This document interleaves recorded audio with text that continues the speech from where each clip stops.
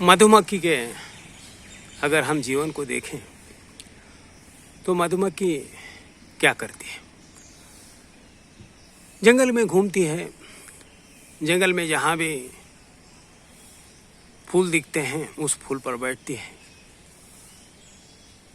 उस फूल के स्वभाव को जानती है,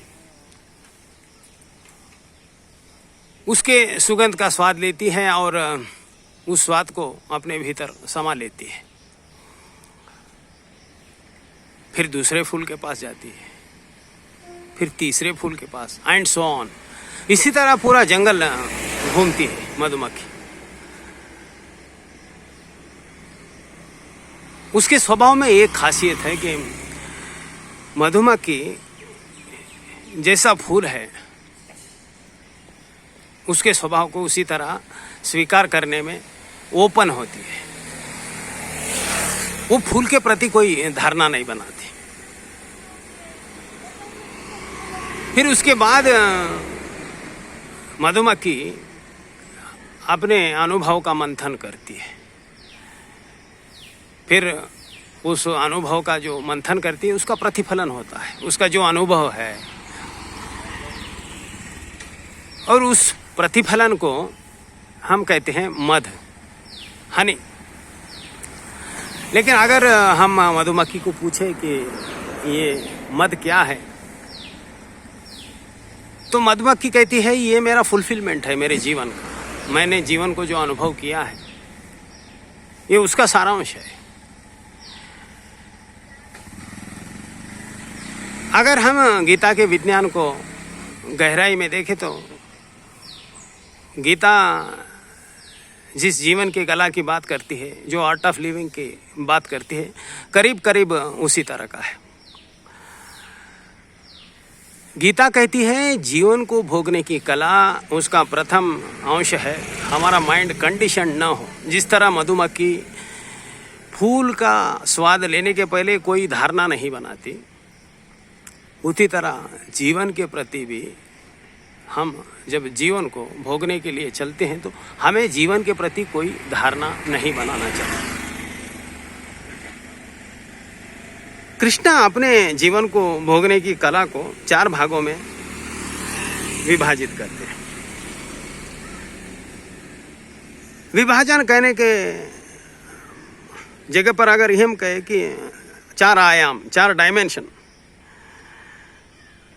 कृष्ण कहते हैं पहले जीवन का रास्ता बनाना है, क्योंकि ये जीवन तो जंगल है।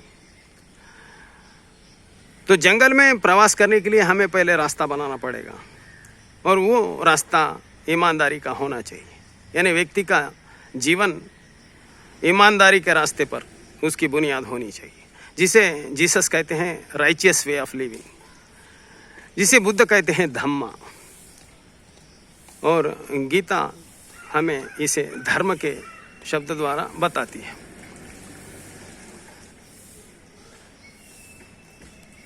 फिर कृष्ण कहते हैं इस रास्ते को हम अगर चलना है तो हमें कामनाओं की जरूरत है, इच्छाओं की जरूरत है, कल्पनाओं की जरूरत है।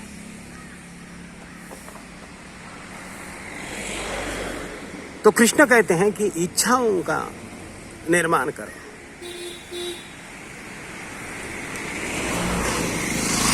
लेकिन कृष्ण कहते हैं इच्छाएं सकारात्मक होनी चाहिए, पॉजिटिव होनी चाहिए। पूरे जीवन के प्रति हमारा दृष्टिकोण पॉजिटिव होना है। 6वें अध्याय में इसे शुभ कामना और शुभ कर्म के रूप में कहा गया है, क्योंकि कृष्ण कहते हैं पॉजिटिव थॉट्स ही पॉजिटिव एक्शन बन सकते हैं, और पॉजिटिव एक्शन ही क्रिएटिव हो सकते हैं। पॉजिटिव एक्शन ही हमें फुलफिलमेंट की तरफ ले जा सकते हैं, सक्सेस की तरफ ले जा सकते हैं। अब रास्ता बनाया, रास्ते पर चलने के लिए हमने सकारात्मक विचार भी बनाए, उद्देश्य भी बनाए जीवन के, लेकिन चलने के लिए ऊर्जा चाहिए। जहाँ भी हमको जाना है हम पहले रास्ता तय करते हैं, वो डेस्टिनेशन, फिर उस डेस्टिनेशन के लिए हम एक वाहन भी तैयार करते हैं। लेकिन इन सब के लिए ऊर्जा चाहिए। मराठी में एक कहावत है, संसारी पाहिजे सुवर्ण। संसार में हमें पैसा चाहिए जीवन को चलाने के लिए। तो कृष्ण कहते हैं जीवन को भोगने के लिए ऊर्जा के रूप में पैसा कमाओ। गीता इसे अर्थ के रूप में बताती है।